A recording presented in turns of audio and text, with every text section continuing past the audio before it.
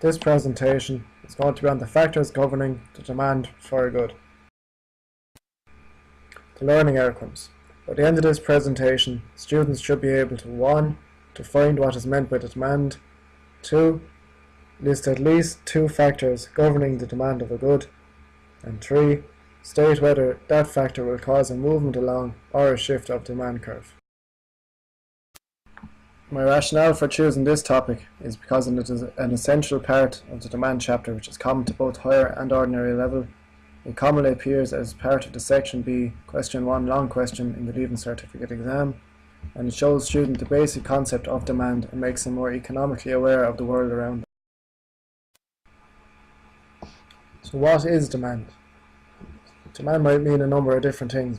In economics, we define demand as the number of units of a good which consumers are willing to purchase at any given market price at any given time. So today we're going to look at what might change a person's demand for a good.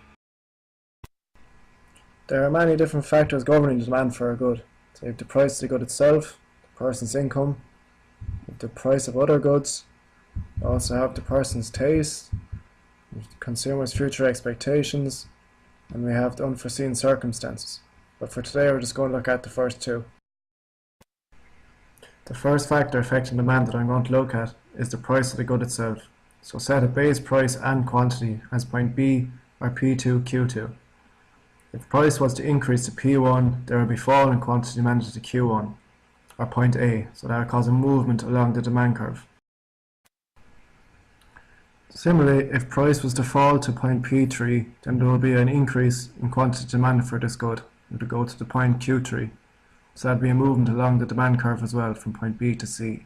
So therefore, only the price of the good itself will cause a movement along the demand curve.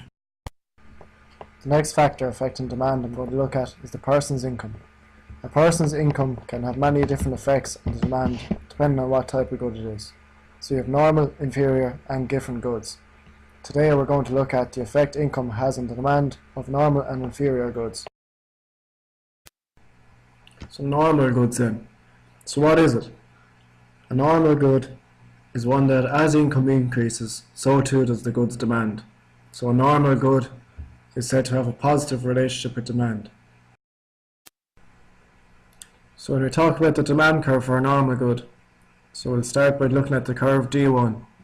So that states when price is 4, this person can afford to buy 20 units of that good. So let's say this person gets an additional income. So he starts playing guitar. So his when price is 4, he can now afford to buy 40 units of that good. So causing a shift in demand. So that move from point A to A dash.